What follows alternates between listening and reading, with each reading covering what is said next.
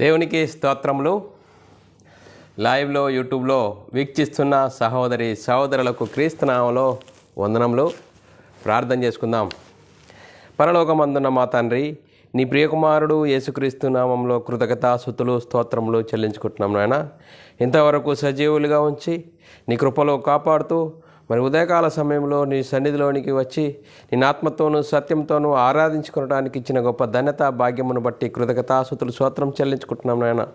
సంఘముగాను సమాజంగాను కూడుకున్న మమ్మలను నీ వాక్యంతో మా హృదయాలను తెప్పరిల్ల చేయండి. నీ వాక్యంతో వాక్యంకు లోబడి వాక్యంకు భయపడి వాక్యానుసారంగా జీవించి నీకు మహిమ తెచ్చేవారంగా ఘనత తెచ్చేవారంగా ఉండే ధన్యత భాగ్యం మా అందరికీ అనుగ్రహించమని చెప్తుండగా నాకును వింటున్న సహోదరి సహోదరులకు నీ కృపను అనుగ్రహించమని ముందున్న సమయం కూడా నీ చేతులకు అప్పచెప్తూ యేసుక్రీస్తు నామములో ప్రార్థనకి వేడుకుంటున్నాం తండ్రి, ఆమెన్. సహోదరి సహోదరులందరూ ఎలా ఉన్నారు? మరి సంతోషంగా ఆనందంగా ఉన్నారా? మరి సంతోషంగా ఆనందంగా మరి ఉండవలసిన అవసరము ఎంతైనా ఉంది. మనమందరము ఎక్కడికి వచ్చాము? సంఘానికి వచ్చాము, దేవుని సన్నిధిలోనికి వచ్చాము. ఆయనను ఆరాధించుకునడానికి, ఆయన ఆత్మతోను సత్యంతోను ఆరాధించుకునడానికి వచ్చిన దేవునికి కృతజ్ఞతాస్తుతులు స్తోత్రములు చెల్లించాలి. దేవుడు మనల్ని సజీవ లెక్కలో ఉంచుకొని ఆయన సన్నిధిలోనికి నడిపించి ఆయన ఆత్మతోను సత్యంతోనూ ఆరాధించుకునడానికి ఇచ్చిన గొప్ప ధన్యత భాగ్యమును బట్టి దేవునికి కృతజ్ఞతాస్తుతులు స్తోత్రములు చెల్లిందాం పిల్లరా. మరి మనము ఈరోజు సంఘానికి వచ్చిన మనమందరము మన ఆత్మీయత స్థితిని వాక్యంతో తెప్పరిల్ల చేసుకుంటూ మన ఆత్మీయత స్థితిని సరిదిద్దుకుంటూ వాక్యంకు లోపడదాం, వాక్యంకు భయపడదాం, వాక్యానుసారంగా మన ఆత్మీయ జీవితంను చక్కదిద్దుకుందాం.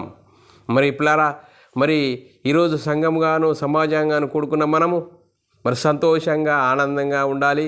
మన ఆత్మీయత స్థితిని సరిదిద్దుకుందాం పిల్లారా. ఈరోజు సంఘానికి వచ్చిన మనమందరము చాలా అద్భుతమైన అంశము నేర్చుకుందాం పిల్లారా. ఈరోజు సంఘానికి వచ్చిన మనమందరము చాలా అద్భుతమైన అంశము నేర్చుకుందాము. పాపులను రక్షించుటకు క్రీస్తు యేసు లోకమునకు వచ్చెను. చూడండి పిల్లరా, పాపులను రక్షించుటకు క్రీస్తు యేసు లోకమునకు వచ్చెను అనే అంశము పిల్లరా. మరి పిల్లరా, మూలవాక్యాన్ని చదువుకుందాం పిల్లరా. మొదటి తిమోతి రాసిన పత్రిక 1వ అధ్యాయము 15వ వచనంలో మరి మూలవాక్యాన్ని చదువుకుందాం పిల్లరా. పాపులను రక్షించుటకు క్రీస్తు యేసు లోకమునకు వచ్చెనను వాక్యము నమ్మదగినదియు పూర్ణాంగీకారమునకు యోగ్యమునై ఉన్నది. అట్టి వారిలో నేను ప్రధానుడను. పౌలు గారు తిమోతి గారికి రాస్తున్న మరి పత్రిక పిల్లారా. మరి చూడండి పిల్లరా, మరి ఇది ఈరోజు మూలవాక్యము. ఈ మూలవాక్యాన్ని మనము నేర్చుకుందాం పిల్లారా. ఈరోజు ఈ సందర్భమును బట్టి ఇందులో ఈ మూలవాక్యాన్ని మనము పరిశీలన చేద్దాం. ఈ వాక్యంలో ఉన్న లోతు ఎత్తు ఎంతో, మన ఆత్మీయత స్థితి ఏంటి అనేది తెలుసుకుందాం పిల్లారా. మరి ఈ అంశమును ఎందుకు నేర్చుకోవాలి అనేది మనం ఆలోచన చేసినట్లయితే పిల్లరా, ఈ అంశమును బట్టి మనము కొన్ని ప్రశ్నలు వేసుకుందాం పిల్లరా. మరి పాపులు ఎవరు? పాపులను రక్షించుటకు క్రీస్తు యేసు లోకమునకు వచ్చెను అని అంటున్నాడు కదా. మరి పాపులు ఎవరు? మరి పాపం అనగా ఏంటి? మరి పాపులు ఎవరు? పాపం అనగా ఏంటి? పాపము ఎప్పుడు ఆరోపింపబడింది? మరి పాపము ఎలా ఆరోపింపబడింది? ఎందుకు ఆరోపింపబడింది? అసలు పాపం ఎందులో ఉంది? పాపం ఎందులో ఉంది? మరి పాపము నుండి ఎప్పుడు విముక్తి జరుగుతుంది? ఎలా విముక్తి జరుగుతుంది? పాపము నుండి ఎప్పుడు విముక్తి జరుగుతుంది? పాపం నుండి ఎలా విముక్తి జరుగుతుంది అనే సందర్భాలు మనము లేఖనానుసారంగా తెలుసుకుందాం పిల్లారా. మరి బైబిల్ని అడుగుదాం పిల్లరా, బైబిల్ని అడుగు తెలుసుకుందాం పిల్లరా. బైబిల్ ఏం చెప్తుంది అనేది మనం ఆలోచన చేసినట్లయితే పిల్లరా, ఈరోజు మనము మరి దేవుడైన యెహోవా మరి ఆదామును ఏ విధంగా భూమి మీదకి రంగప్రవేశాన్ని తీసుకొచ్చాడు అనేది మనము ఆలోచన చేసినట్లయితే పిల్లారా, పిల్లారా, మనం ఈ సందర్భాలను చాలా మనసు పెట్టి ఆలోచించినప్పుడు బైబుల్ మూల సిద్ధాంతం మనకు అర్థమవుతుంది. పిల్లారా, బైబుల్ మూల సిద్ధాంతం మనకు అర్థమవుతుంది. మరి దేవుడైన యెహోవా మొదటి మనిషిని ఏ విధంగా భూమి మీదకి రంగప్రవేశం చేశాడు అనేది మనం లేఖనాలను బట్టి మనం పరిశీలన చేసినట్లయితే ఆదికాండము 2వ అధ్యాయం 7వ వచనంలో చాలా స్పష్టంగా వ్రాయబడిన లేఖనం చదువుకుందాం. పిల్లారా, దేవుడైన యెహోవా నేలమంటితో నరుని నిర్మించి, చూడండి పిల్లరా, ఏదైనా పెద్ద కట్టడము నిర్మాణం అనేది జరుగుతుంది పిల్లరా. చూడండి పిల్లరా, మరి మనిషిని ఏ విధంగా దేవుడు రంగప్రవేశం చేశాట? దేవుడైన యెహోవా నేలమంటితో నరుని నిర్మించి, చూడండి, మట్టి నుండి తీయబడిన ఒక నిర్మాణము. చూడండి, మట్టి బొమ్మతో ఒక నిర్మాణం చేశాడు. చూడండి పిల్లరా, మట్టి బొమ్మతో నిర్మాణం చేసి ఏం చేశాడ? వాని నాసికా రంధ్రములలో జీవవాయువును ఊదగా నరుడు జీవాత్మయను. చూడండి పిల్లరా, దేవునిలో దేవుడై ఉన్న ఆత్మలో నుండి విభాగింపబడిన ఆత్మను దేవుడు ఏం చేశాడ? మట్టి బొమ్మలోనికి ఇట్లా ఊదగా. చూడండి పిల్లరా, దేవునిలో దేవుడై ఉన్న ఆత్మలో నుండి విభాగింపబడిన కొంచెం ఆత్మ ఎందులోకి వచ్చింది? మట్టి బొమ్మలోనికి వచ్చింది. అప్పుడు నరుడు జీవాత్మయేను. పిల్లరా, మనం ఆలోచన చేయాలి. మనిషి ఇద్దరి పురుషుల కలయిక. ఈ మూలం మనం ఆలోచించాలి. మనిషి ఇద్దరి పురుషుల కలయిక. ఒకటి బాహ్య పురుషుడు అనగా శరీరము, 2 ఆంతర్య పురుషుడు అనగా ఆత్మ. పిల్లరా, మరి బైబిల్ చాలా చక్కగా చెప్తుంది. రెండో కొరింథీయుల రాసిన పత్రిక 4వ అధ్యాయం 16వ వచనంలో, కావున మేము అధైర్యపడము, మా బాహ్య పురుషుడు కృషించుచున్నను, ఆంతర్య పురుషుడు దినదినము నూతన పరచబడుచున్నాడు. చూడండి పిల్లరా, మరి మనము బైబిల్ చాలా చక్కగా చెప్తుంది. మరి మనిషి ఇద్దరి పురుషుల కలయిక.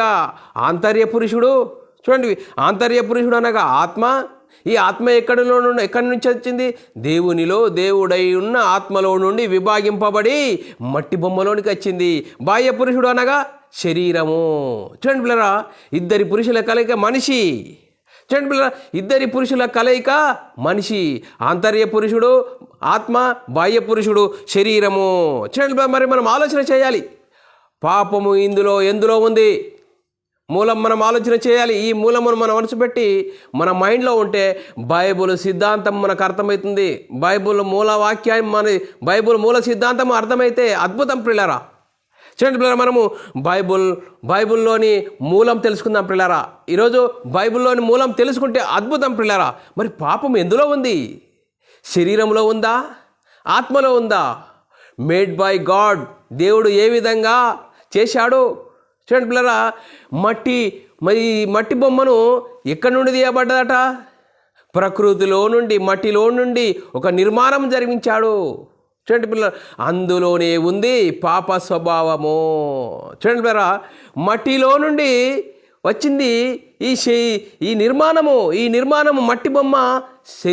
మరి మట్టిలో నుండి తీయబడింది. ఆ మట్టిలోనున్న ఈ శరీరంలో పాప స్వభావం ఉన్నది. చూడండి, పాప స్వభావం ఉన్నది పిల్లరా. శరీరంలో పాప స్వభావం ఉన్నది గనుక, చూడండి పిల్లరా, మరి ఆదాము తప్పు చేస్తాడని దేవునికి తెలుసు. ఎందుకంటే శరీరంలో పాప స్వభావం ఉన్నది.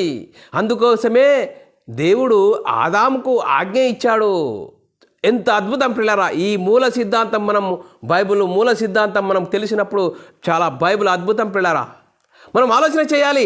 మూల సిద్ధాంతం మనము అర్థం చేసుకుంటే, చూడండి పిల్లరా, మరి శరీరంలోనే పాప స్వభావం ఉంది. మేడ్ బై గాడ్, దేవుడు మట్టి బొమ్మతో ఒక నిర్మాణం చేశాడు. చూడండి పిల్లరా, ఈ మట్టి బొమ్మలో, ఈ శరీరంలో పాప స్వభావం ఉన్నది.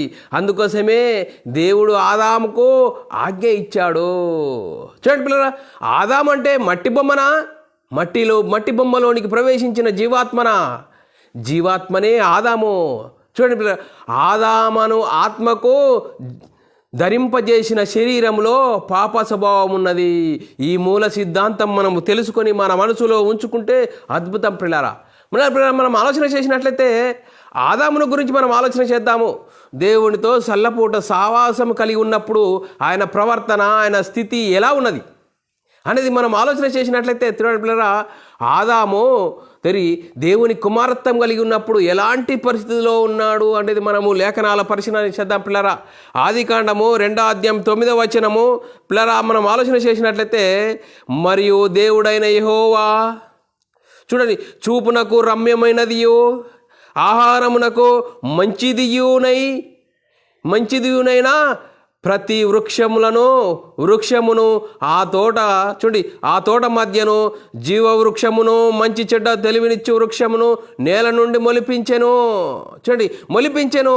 ఆ విధంగా చూడండి మనం ఆలోచన చేసినట్లయితే మరి ఆదికాండము 2వ అధ్యాయం 16, 17 వచనాలు మరి మనం చదువుకుంటే చాలా అద్భుతం పిల్లరా.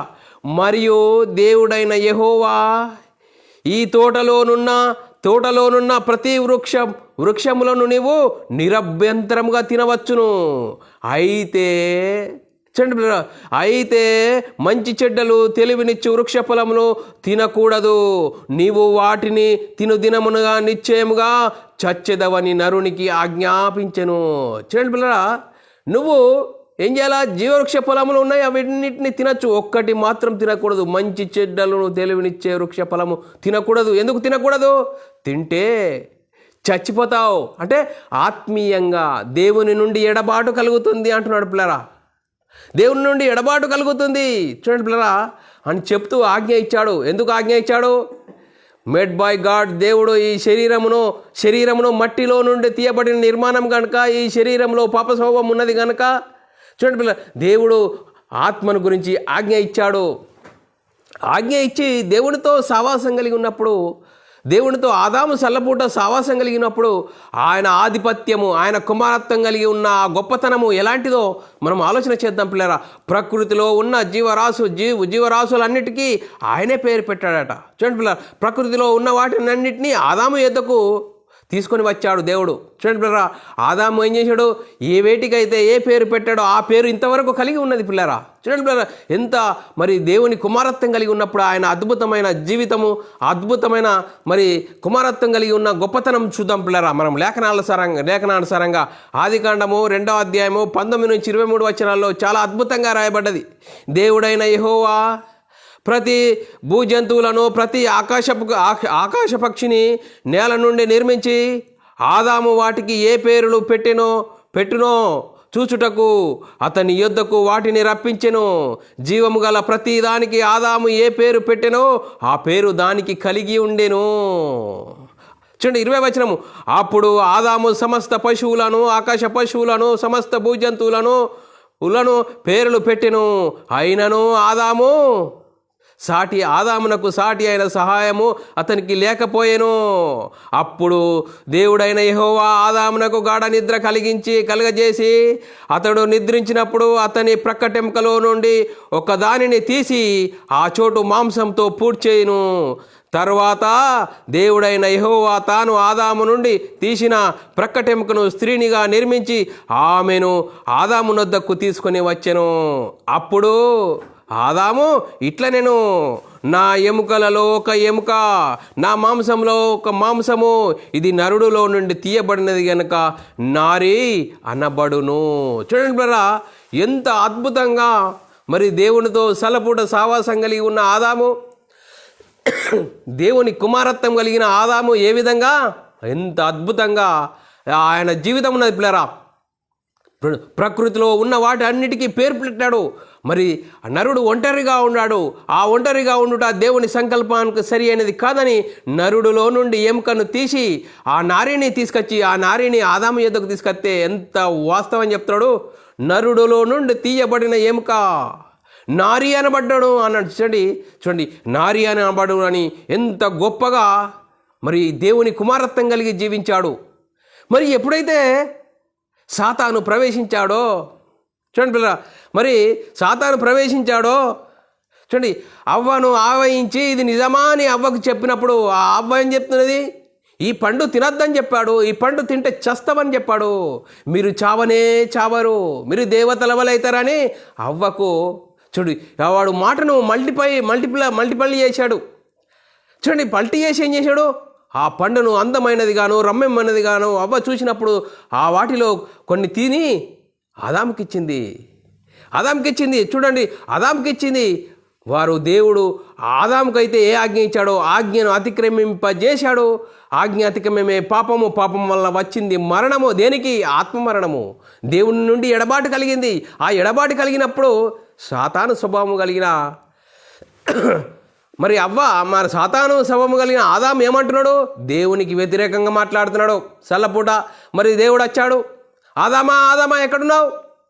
ఎక్కడున్నాటే తోట మధ్యలో నీ స్వరం విన్నప్పుడు భయపడి నేను తోట మరి చెట్ల చాటున దాగున్నాను, నేను తినవద్దన్న పండు తింటివా? చూడండి పిల్లరా, దేవునికి డౌట్ వచ్చేసింది. చూడండి పిల్లరా, లేఖనం చదువుకుందాం పిల్లరా. ఆదికాండము 3వ అధ్యాయము 8 నుంచి 12 వచనాలు చదువుకుందాం పిల్లరా. చల్లపూట ఆదాము అతని భార్యతో తోటలో సంచరించుచు దేవుడైన యెహోవా స్వరము విని దేవుడైన యెహోవా ఎదుటికి రాకుండా తోట చెట్ల మధ్యను దావుకొనగా దేవుడైన యెహోవా ఆదామును పిలిచి నీవు ఎక్కడున్నావు అనెను. అందుకతడు నేను తోటలో నీ స్వరము విన్నప్పుడు దిగంబరినిగా నుంటిని గనుక భయపడి దావుకొంటిని. అందుకు ఆయన నీవు దిగంబరివని నీకు తెలిపినవాడెవడు? నీవు తినవద్దని నేను నీకు ఆజ్ఞాపించిన వృక్ష ఫలములను తింటివా అని అడిగాను. చూడండి పిల్లరా, తింటివా అని అడిగితే ఆదాము తిన్నాను, ఆజ్ఞ మీరిపోయాను అన్నాడా? ఉల్టా మాట్లాడుతున్నాడు. నువ్వు నాకు అడగకముందే నువ్వు ఒక స్త్రీనిచ్చావే, ఆ స్త్రీ తీసుకొచ్చి ఇచ్చింది అంటున్నాడు. చూడండి పిల్లరా, ఎంత వ్యతిరేకంగా మాట్లాడుతున్నాడు దేవునికి ఆదాము. చూడండి పిల్లరా, 12వ వచనము. అందుకు ఆదాము నాతో నుండుటకు నీవు నాకిచ్చిన ఈ స్త్రీయే ఆ వృక్ష ఫలములు కొన్ని నాకియ్యగా నేను తింటిని అన్నాడు. చూడండి పిల్లరా, ఎంత వ్యతిరేకంగా. ఆజ్ఞ అతిక్రమమే పాపము. ఆజ్ఞ అతిక్రమించి లోపడ్డా, వ్యతిరేకంగా మాట్లాడాడు. చూడు, సాతాను స్వభావం ధరించుకున్నప్పుడు ఎంత వ్యతిరేకంగా మాట్లాడుతున్నాడు. నువ్వు నాకు అడగకముందే ఇచ్చావే ఆ స్త్రీ ఇస్తే నేను తిన్నా కానీ నా ఇచ్చి నేను తినలేదు అంటున్నాడు. చూడండి పిల్లరా, ఎంత వ్యతిరేకంగా మాట్లాడుతున్నాడు. సాతాను స్వభావం ధరించుకున్నప్పుడు దేవునికి ఎంత వ్యతిరేకంగా మాట్లాడుతున్నాడు.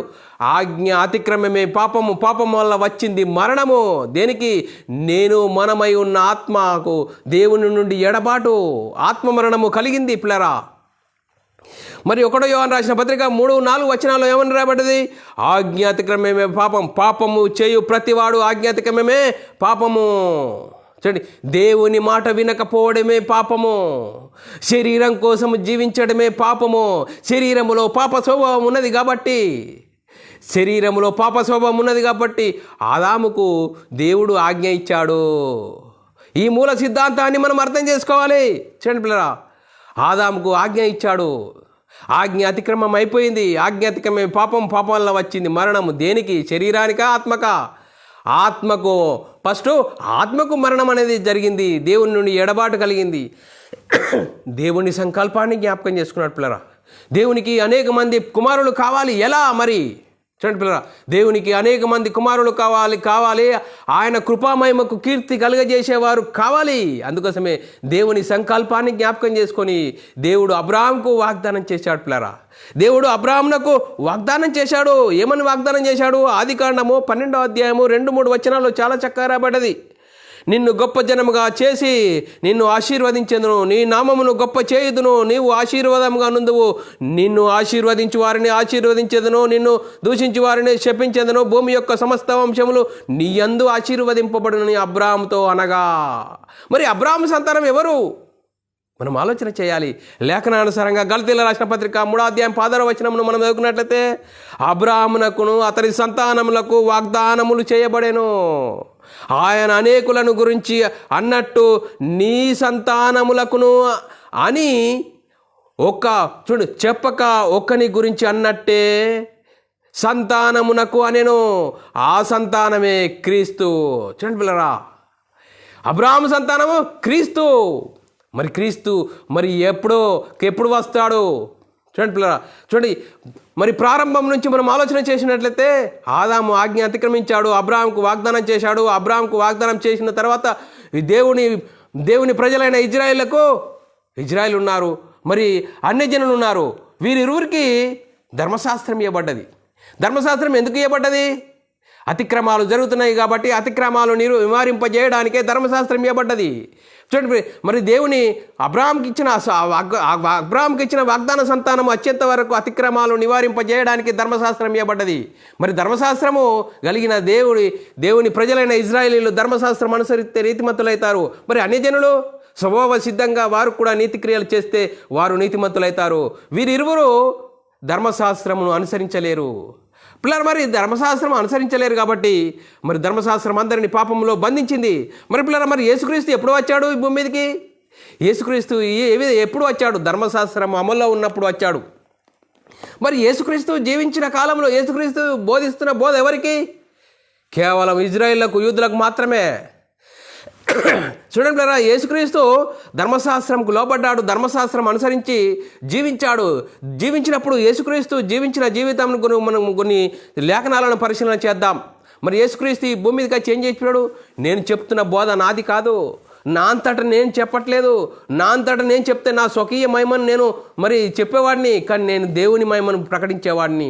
నేను సత్యవంతుని, నేను దేవుని యొద్ద నుండి వచ్చాను, దేవుని కుమారుని అని చెప్తున్నాడు. పిల్లరా, లేఖనాలు చూద్దాం. యోహాను సువార్త 7వ అధ్యాయము 16 నుంచి 18 వచనమును మనం చదువుకున్నట్లయితే, అందుకు యేసు, నేను చేయు బోధ నాది కాదు, నన్ను పంపిన వానిదే.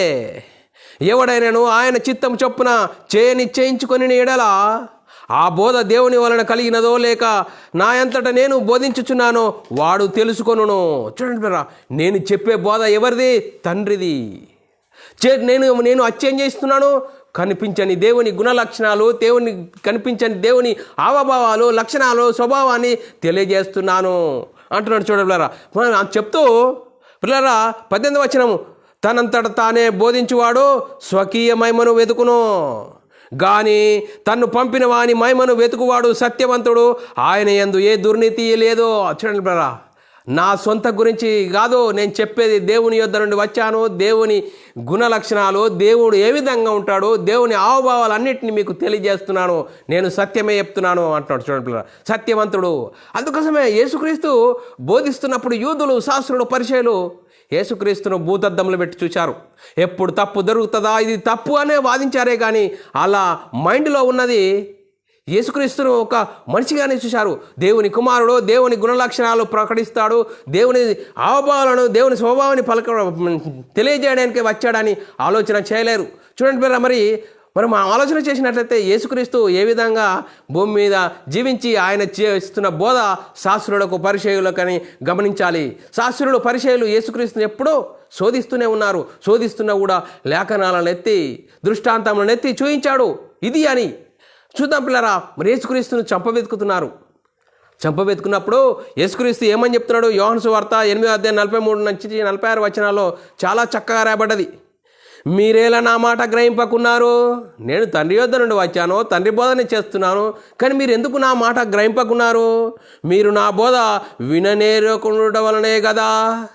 మీరు మీ తండ్రి యగు అపవాది సంబంధులు, మీ తండ్రి దురాశలను నెరవేర్చగోరుచున్నారు. ఆది నుండి వాడు నరాంతో కూడా ఉన్నాడు, సత్యమందు నిలిచిన వాడు కాడు. చూడండి, వాని యందు సత్యమే లేదు. వాడు మాటలాడినప్పుడు అబద్ధమాడినప్పుడు తన స్వభావం అనుసరించే మాటలాడును. చూడండి పిల్లరా, మాటలాడును వాడు అబద్ధికుడును, అబద్ధమునకు జనకుడునై ఉన్నాడు.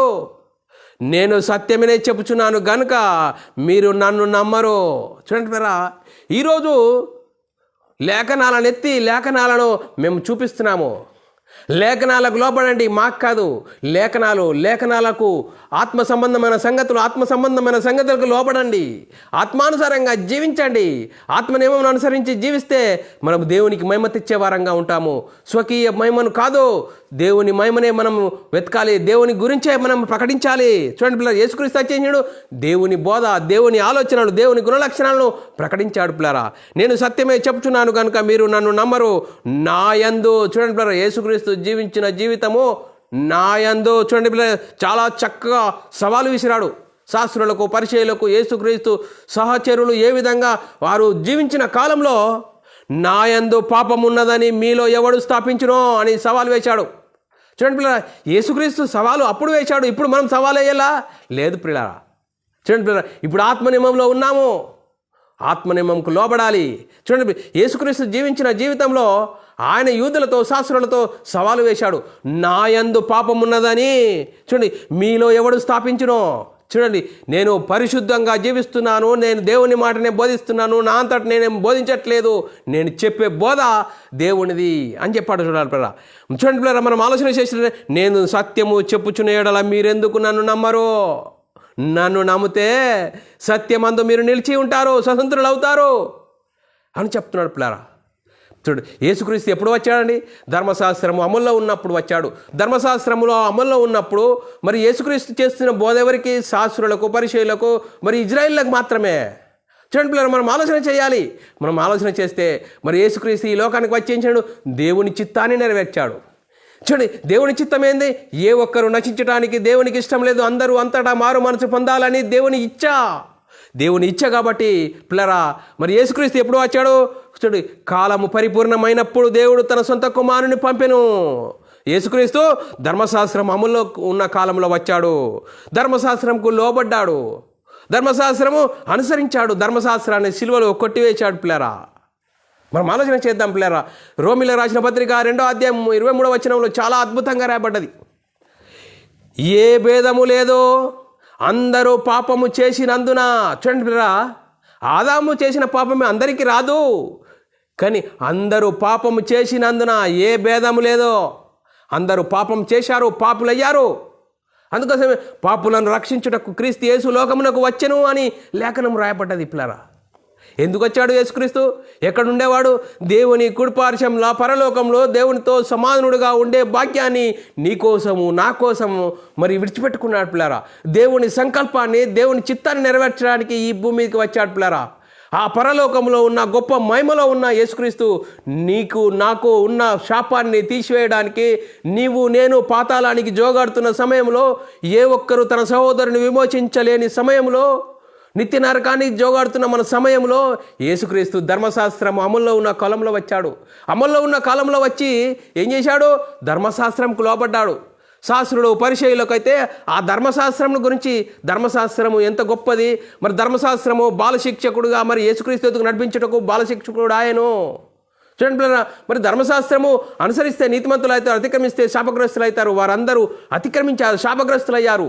చూడండి పిల్లరా, శాపగ్రస్తులైన వారందరినీ విడిపించడానికి యేసుక్రీస్తు పరలోకంలో దేవునితో సింహాసనం మీద ఉండి దేవునితో సమానుడుగా ఉండే భాగ్యాన్ని విడిచిపెట్టుకున్నాడు. నీ కోసం, నా కోసం, మనందరి కోసం రిక్తునిగా చేసుకుని తన్ను తాను మరి తగ్గించుకొని ఈ లోకానికి వచ్చేసాడు, దేవుని చిత్తాన్ని నెరవేర్చాడు.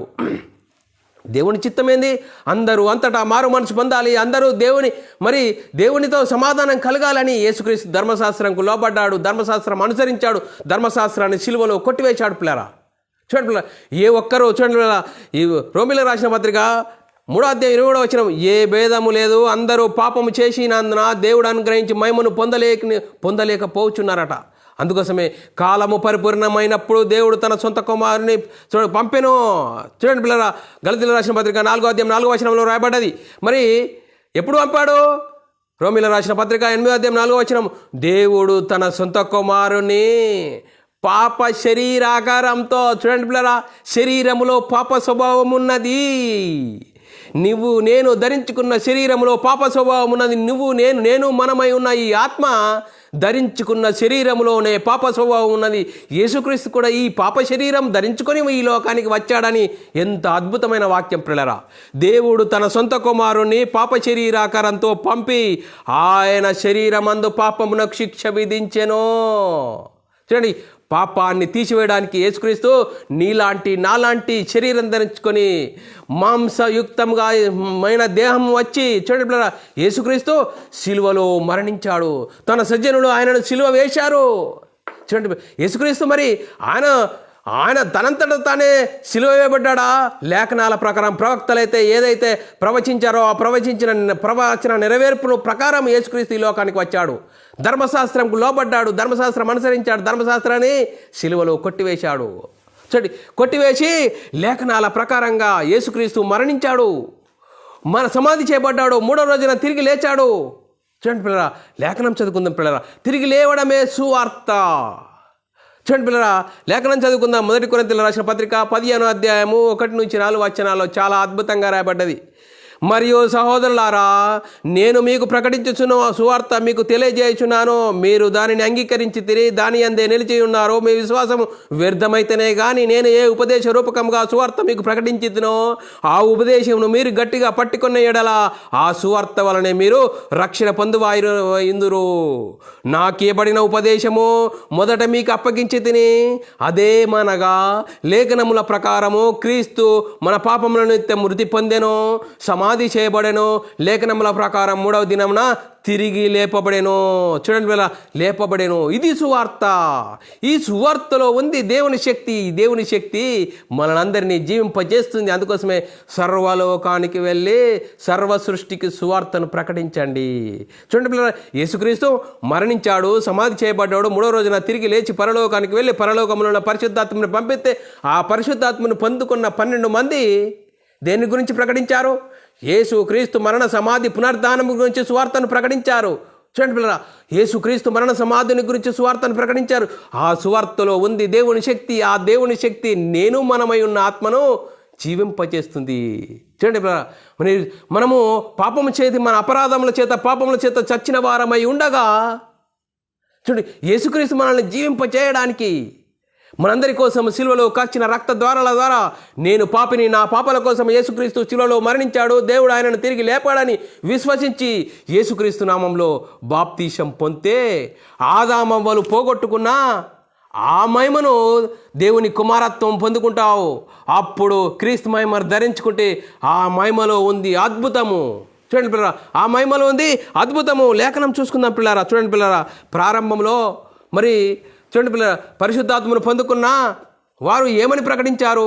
మొట్టమొదటిగా ప్రసంగించిన పేతురు గారు ఏమని ప్రసంగిస్తున్నారో చూద్దాం పిల్లరా. సువార్త ప్రకటిస్తున్నారు. అపొస్తలుల కార్యము 2వ అధ్యాయం 36-38 వచనంలో చాలా అద్భుతంగా రాయబడ్డది. సువార్త ప్రకటించబడుతున్నది. మీరు సిలువ వేసిన ఈ యేసునే దేవుడు ప్రభువుగాను క్రీస్తుగాను నియమించెను.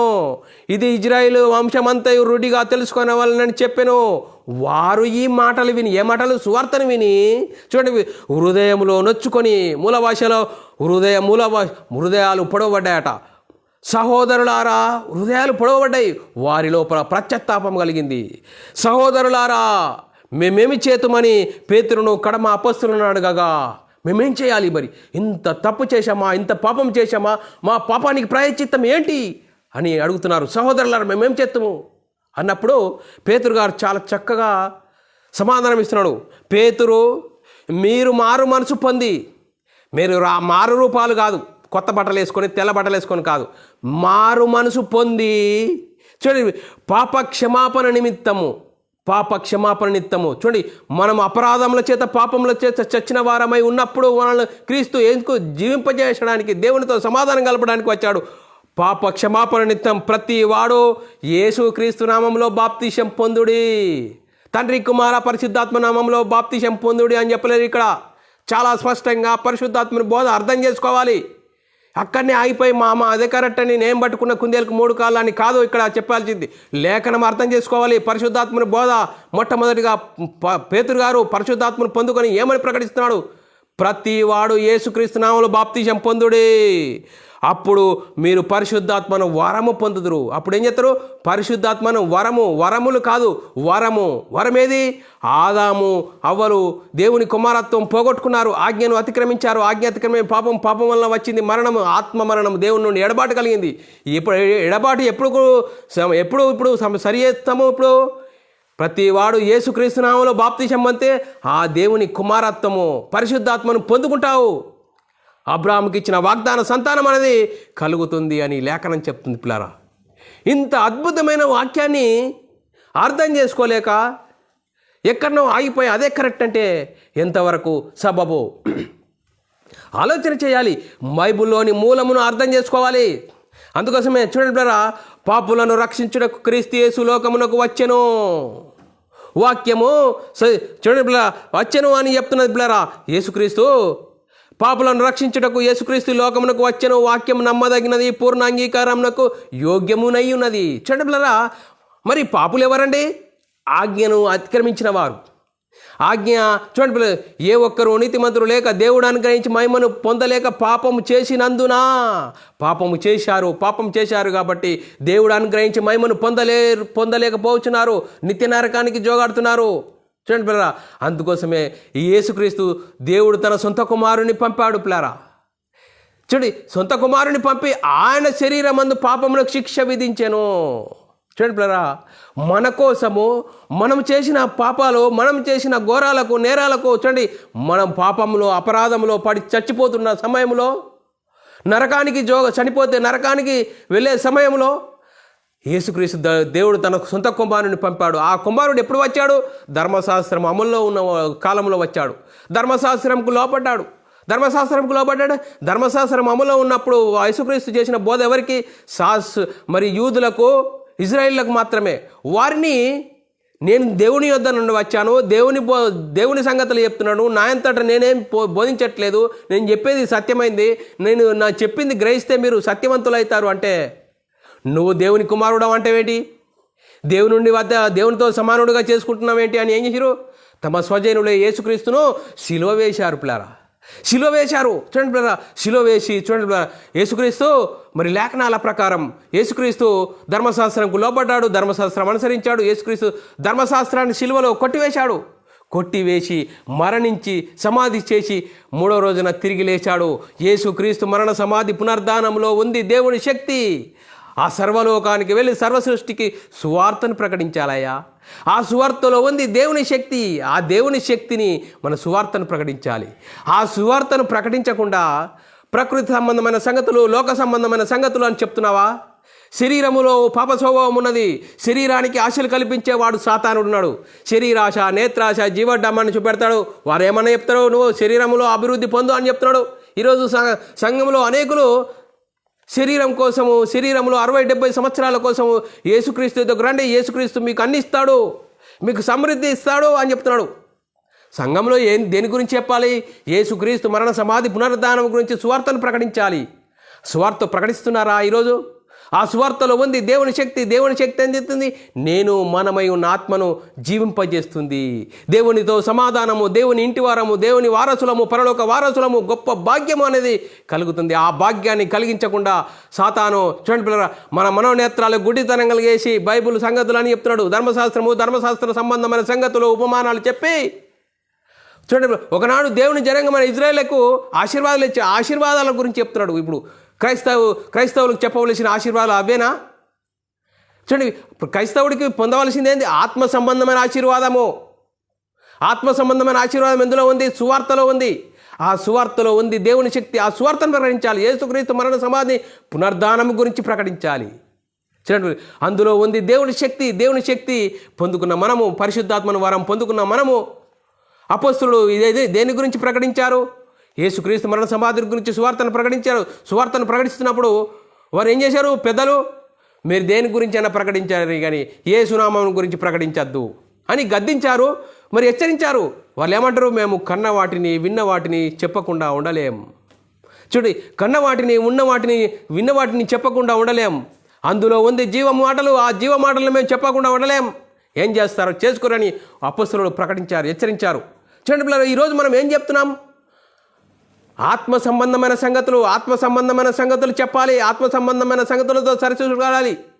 చూడండి, పాపులను రక్షించుటకు క్రీస్తు యేసు లోకమునకు వచ్చెను. చూడండి, పాపము ఎందులో ఉంది? చూడు, దేవుడు మట్టి నిర్మాణము, మట్టి బొమ్మను ఎందులో నుంచాడు?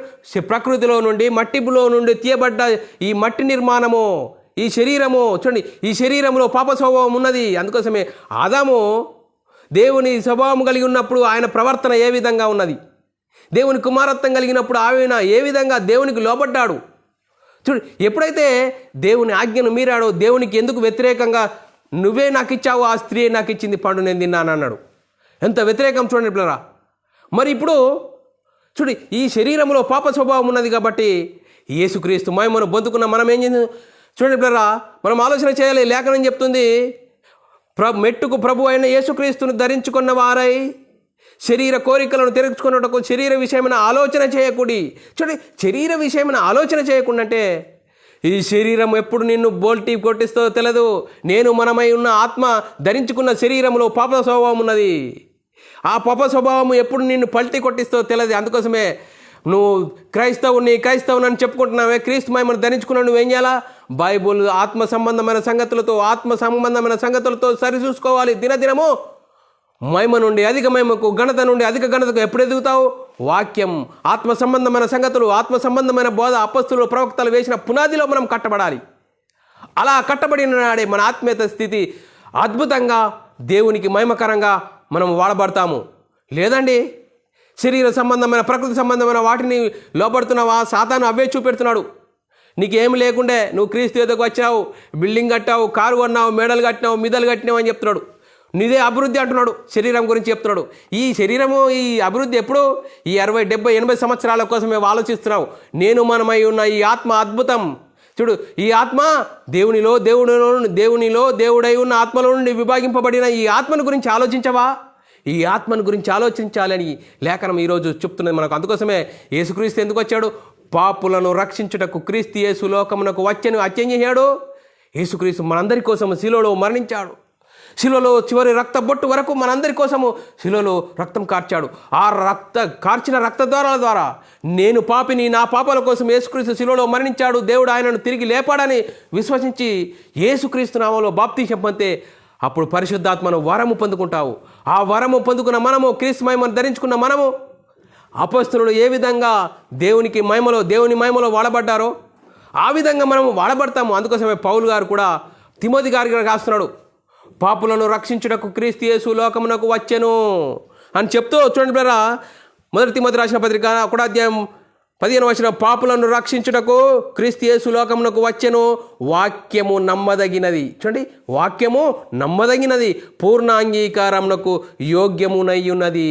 చూడండి బ్రదరా, వాక్యము నమ్మదగినది, మనుషులు నమ్మదగిన వారు కాదు. వాక్యము, ఆత్మనేమము. చూడండి, పరిశుద్ధులకు ఒక్కసారి అప్పంపడిన బోధ నిమిత్తం పోరాడాలి. ఆత్మనియమం అనుసరించి జీవించాలి. వాక్యము నమ్మదగినది, పూర్ణాంగీకారమునకు యోగ్యమైన ఉన్నది అని చూడండి అపొస్తలుడైన పౌలు గారు తిమోతి గారికి చెప్తున్నాడు. యేసుక్రీస్తు ఎందుకు వచ్చాడు? యేసుక్రీస్తు ఈ లోకంలో ఉన్నవాటి 60, 70 సంవత్సరాల కోసము యేసుక్రీస్తు ఇవన్నిటిని నమ్ముకోవాలని బోధిస్తున్న బోధకులు ఏమని సాతాను చేత వారు ఆపరేట్ అవుతున్నారు. శరీరాశ, నేత్రాశ, జీవడమ్మాన్ని వాడు చూపెడతాడు. వాడికి సిద్ధపరిచిన నరకానికి వారు వెళ్తున్నారు.